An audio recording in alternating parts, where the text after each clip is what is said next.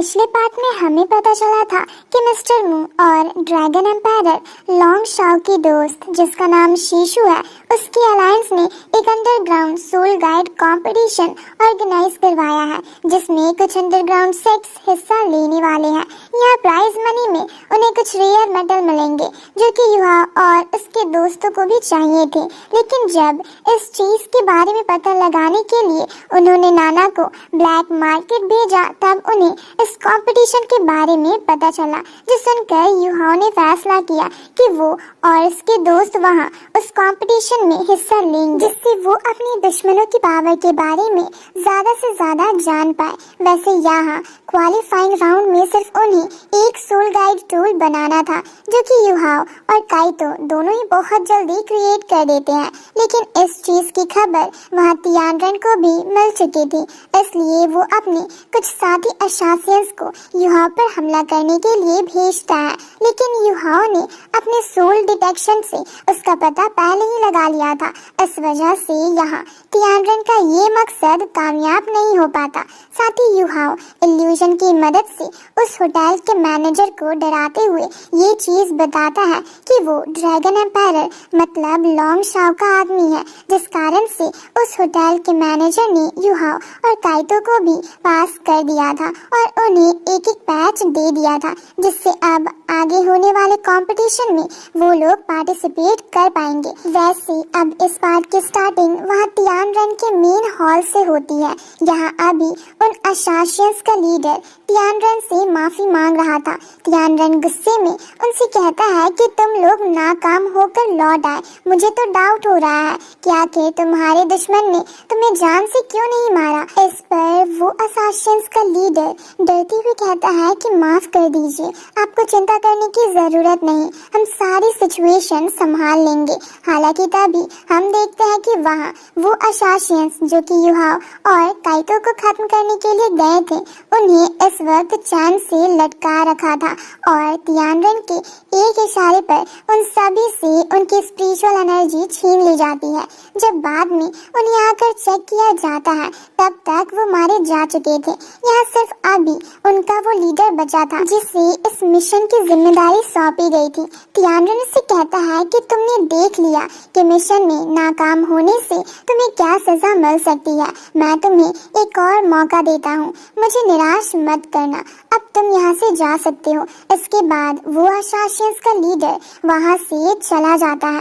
वैसे अभी तियानरन को गुस्सा आ रहा था, इसलिए ऑरेंज उसे समझाते हुए कहती है कि इसमें इनकी कोई गलती नहीं है। हमने हमारे दुश्मन की स्ट्रेंथ का पता ही नहीं लगाया और अगर हम इस तरह और अशासियंस भेजेंगे तो शायद हम हमारे और कई आदमी खो देंगे। और ऐसा ना भी हुआ तो भी इस चीज से हम सामने वालों को बता रहे हैं कि वो हमारी नजर में आ चुके हैं। वैसे देखा जाए तो ऑरेंज ये बात इसलिए भी कह रही थी जिससे युहा और उसके दोस्तों पर ज्यादा प्रॉब्लम ना आए, क्योंकि तियानरन ने अब उन्हें सीरियसली ले लिया है। लेकिन तियानरन को भी ये बात सही लगती है। वो कहने लगता है कि तुमने सही कहा, हम उन्हें कम समझ रहे हैं, मुझे थोड़ा ध्यान देने की जरूरत है।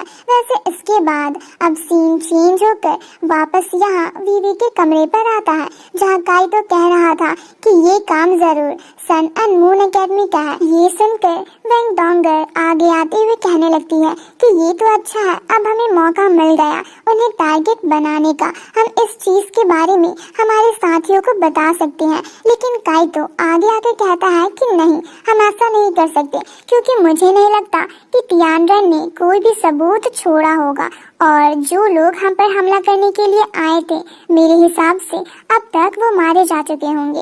अब इतना सुनते ही वेंगडोंगर को यहाँ थोड़ी चिंता होने लगती है।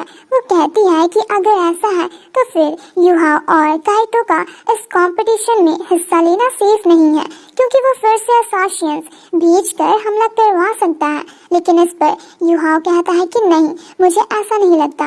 उसने पहले ही अपने बहुत से साथी अशासियंस खो दिए हैं, इसलिए मुझे डाउट है कि अब वो शायद कुछ टाइम तक ऐसा बिल्कुल भी नहीं करेगा। और अगर हमें थोड़ा सा समय मिला तो इस समय में हमें शिशु अलायंस और इस कंपटीशन के बारे में जितना हो सकता है उतनी जानकारी निकालनी होगी। वैसे तो वेंगडोंगर को अभी भी चिंता हो रही थी, इसलिए युहाओ उसे समझाता है कि उसे चिंता करने की जरूरत नहीं है, वो सब कुछ संभाल लेगा। साथ ही शाओ शाओ भी वेंगडोंगर से कहती है कि उसे ज्यादा चिंता नहीं करनी चाहिए, और वैसे भी अभी अगर उन्हें चिंता करनी ही है तो अगले दिन की चिंता करनी चाहिए, क्योंकि अगले दिन उनका मैच है जिसके लिए अभी तक उन्होंने प्रिपरेशंस नहीं की है। हालांकि अब सीन सीधा अगले दिन पर शिफ्ट हो जाता है। हम देखते हैं कि कंपटीशन स्टार्ट हो चुका था और यहाँ सबसे पहली फाइट श्रेक एकेडमी की हो रही थी। अभी वैंक्वायर सबसे पहले लड़ने आई थी, जो कि आराम से अपने ओपोनेंट्स को हरा देती है और श्रेक एकेडमी यहाँ जीत जाती है। इसके बाद next match Sun and moon Academy का होता है। उन्होंने भी बहुत आसानी से जीत हासिल कर ली थी और इसके बाद फाइनली बारी आती है कांग सेक्ट की। सबसे पहले वेंगडोंगर मैदान में आती है, जो कि अपनी पावर से सभी को इम्प्रेस करती है। उसके बाद शाओ शाओ अब आती है और उसने भी अपनी पावर से अपने ओपोनेंट को हरा दिया था। और इसके बाद फाइनली अब युहाओ वहां आता है। वैसे कांग सेक्ट पूरी समझदारी से अपने मेंबर्स को आगे भेज रहा है, जिससे किसी को भी अपनी ज्यादा एनर्जी का इस्तेमाल भी ना करना पड़े और वो इजीली सारे मैचेस जीतते जाएं, क्योंकि अभी तक उनके लिए ये फाइट ज्यादा सीरियस फाइट नहीं हुई है। लेकिन इसके बावजूद भी अपनी पावर दिखाने का वो एक भी मौका नहीं छोड़ रहे थे, क्योंकि देखा जाए तो ये हजारों साल बाद कांग सेक्ट का पहला कंपटीशन है। इस वजह से उन्हें अपनी इमेज शुरुआत में ही बहुत अच्छी बनानी है। हालांकि इमेज अच्छी बनाने के चक्कर में युहाओ ने अपनी पावर और आइस गॉडेस की मदद से यहाँ फिर से बैटल ग्राउंड को पूरी तरह से डिस्ट्रॉय कर दिया था। फिर भी इस तरह से सामने वाली टीम हार चुकी थी और अब तो लॉन्ग सेक्ट की वो लड़कियां जिन्हें युहाओ ने अकेले हराया था वो भी युहाओ से इम्प्रेस हो चुकी थी। हालांकि टांग सेक्ट ये मैच जीतने के बाद फाइनली ये पूरा नॉकआउट राउंड एंड होता है। मतलब यहाँ नॉकआउट राउंड में जितने भी अलग अलग राउंड्स हुए थे वो सब खत्म हो चुके हैं और अब टोटल 32 टीम्स बची हुई है। इसी चीज की खबर मिलने से अभी शाओ शाओ बहुत खुश थी। वो कुछ फ्रूट्स खाते हुए कह रही थी कि फाइनली नॉकआउट राउंड एंड हुआ। वैसे भी मैं लड़ते हुए बहुत ज्यादा थक गई थी, अब हम सीरियसली फाइट कर पाएंगे। तभी वेंगडोंगर उसके फ्रूट्स चुराते हुए कहती है कि तुम इतनी कम फाइट करके थक गई। हालांकि अब जब वो दोनों लड़ रहे थे इतने में ही वहाँ सामने रेफरी आता है और युहाओ से कहता है ध्यान से सुनो, लगता है ये अगले राउंड की इंफॉर्मेशन देने वाला है। अगला राउंड यहाँ पर बहुत ही स्पेशल राउंड है, क्योंकि अभी टोटल 32 टीम्स बची हुई है, इसलिए सभी को 4-4 के ग्रुप में डिवाइड कर दिया गया है। ये चीज एक तरह से लॉटरी के थ्रू डिसाइड होगी कि किस डब्बे में कौन सी टीम आने वाली है। पहले बॉक्स की लॉटरी स्टार्ट होती है। सबसे पहला नाम वहाँ पर सन एंड मून एकेडमी की टीम का आता है। इससे सभी लोग खुश हो चुके थे, क्योंकि पहले ही fight sun and moon academy की होगी। उस बॉक्स में अगला नाम एक दूसरी टीम का था और जब वो तीसरा नाम लेते हैं तब पता चलता है कि वहाँ कांग सेक्ट है। यहाँ तक सब कुछ नॉर्मल सा था और सब खुश थे, क्योंकि अब उन्हें सच में थोड़ी सीरियस फाइट देखने को मिलेगी। लेकिन अचानक उस बॉक्स में श्रेक एकेडमी की टीम का नाम भी आ जाता है। इस चीज से कई लोग हैरान थे और साथ ही यहाँ युहाओ और उसका पूरा ग्रुप भी हैरान लग रहा था। कुछ लोग बात कर रहे थे कि उनकी जो तीनों फेवरेट टीम्स हैं वो एक ही ग्रुप में आ गई। इससे उन्हें थोड़ा कड़ा मुकाबला तो देखने मिलेगा, लेकिन शायद उनकी कोई एक फेवरेट टीम लास्ट तक ना पहुंच पाए, क्योंकि इस बॉक्स में 4 टीम है और इनमें से सिर्फ 2 ही टीम सेलेक्ट हो पाएंगी। वैसे देखा जाए तो ये नॉर्मल चीज नहीं है। इसी वजह से वहाँ युहा और उसके दोस्त समझ चुके थे कि ये सारा काम जरूर सन एंड मून एम्पायर का है। वो इस पूरे कंपटीशन के रूल्स के साथ साथ इस लॉटरी को भी खुद से हैंडल कर रहा है। वैसे एक चीज यहाँ पर मैं क्लियर कर दूं कि सन एंड मून एकेडमी और सन एंड मून एम्पायर दोनों ही अलग अलग है। मतलब सन एंड मून एम्पायर जो रूल्स बनाता है, उन रूल्स की वजह से कहीं कहीं बीच में सन एंड मून एकेडमी की टीम को भी प्रॉब्लम होती है। हालांकि वो इसमें कुछ कर नहीं सकते, लेकिन उन्हें इन रूल्स के बारे में पहले से पता नहीं है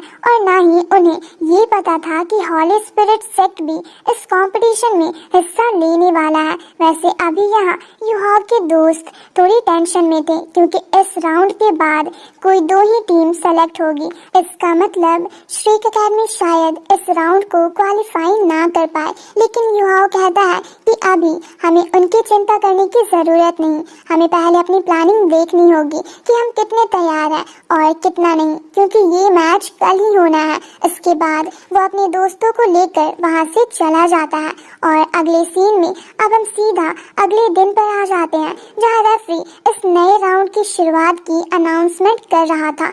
और इस अनाउंसमेंट के बाद वो सन एंड मून एकेडमी की टीम और तांग सेक्ट की टीम को सामने बुलाता है क्योंकि पहला मैच इन्हीं दोनों टीम के बीच होना था।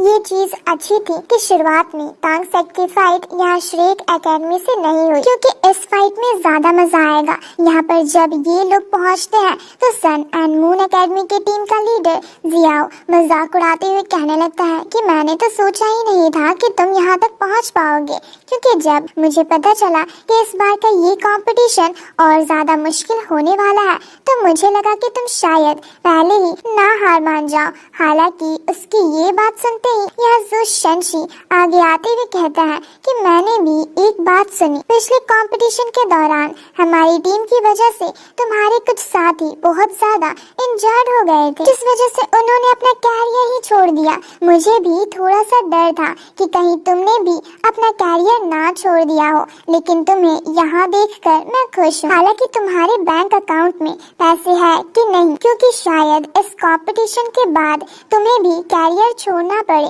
वैसे तो जियाओ भी इस पर थोड़ा सा चिढ़ गया था, लेकिन अब ये कंपटीशन स्टार्ट होने का समय आ चुका है, इसलिए रेफरी तांग सेक्ट से वेंगडोंगर को और वहाँ सामने सन एंड मून एकेडमी की तरफ से भेजे हुए स्टूडेंट को आगे बुलवाता है और इसके बाद ये मैच स्टार्ट होता है। अभी सन एंड मून एकेडमी का वो स्टूडेंट जब हमला कर रहा था तो वेंगडोंगर अपने विंग्स निकाल कर वहाँ चारों तरफ उड़ते हुए उसके अटैक्स को डॉज कर रही थी, क्योंकि वो लड़का इस वक्त सोल गाइड वाले वेपन्स का इस्तेमाल कर रहा है जिन्हें डॉज करना ही सही है, क्योंकि युहाओ ने वेंगडोंगर से कहा था कि मौका मिलने पर तुम्हें सीरियस अटैक करना होगा, क्योंकि इस राउंड का रूल है कि यहाँ पहले इंडिविजुअल मैच होगा और उसके बाद में टीम बैटल। इसलिए जब टीम बैटल होगा तो उसके पहले टीम को 7 पार्टिसिपेंट्स के नाम रजिस्टर करवाने होंगे। अगर ये लोग इंडिविजुअल फाइट में किसी इंडिविजुअल ओपोनेंट को ज्यादा डैमेज पहुंचा देते हैं और फिर सामने वाली टीम अगर 7 पार्टिसिपेंट्स को रजिस्टर नहीं करवा पाती तो टीम बैटल नहीं होगा और सामने वाली टीम हार जाएगी। युहाओ की स्ट्रेटेजी बिल्कुल सही थी और वेंगडोंगर भी इसे फॉलो करते हुए यहाँ कुछ देर उस लड़के के अटैक से बचते हुए सही मौका पाकर उसके करीब जाती है और वहाँ एक बहुत ही तेज ब्लास्ट के थ्रू उसे सीधा रिंग से बाहर फेंक देती है, जिस चीज की वजह से उस लड़के के हाथ में चोट आई थी और वो हार चुका था। साथ ही इसी तरह से तांग सेक्ट ने अपने पहले मैच को कुछ ही सेकंड्स में जीत लिया था। इसके बाद अब सन एंड मून एकेडमी की तरफ से शिंगहाओ नाम का लड़का आगे आता है। वो कहता है कि वैसे तो मेरा नाम शिंगहाओ है, लेकिन लोग मुझे किंग ऑफ गन्स के नाम से ज्यादा जानते हैं। इतना कहते हुए उसने अपने सारे सोल गाइडेंस टूल मतलब वो सारे वेपन बाहर निकाल लिए थे। इतने निकाल कर वो वेंगडोंगर से कहता है, तुम बहुत सुंदर हो, मैं नहीं चाहता कि तुम्हारा चेहरा इस लड़ाई में बिगड़ जाए, इसलिए अभी भी समय है, तुम चाहो तो हार मान सकती हो। हालांकि उसके इतना कहते ही ये पार्ट यहीं पर खत्म हो जाता है, लेकिन अगला पार्ट भी आप यहाँ सामने एंड स्क्रीन पर क्लिक करके देख सकते हो। Thanks for watching.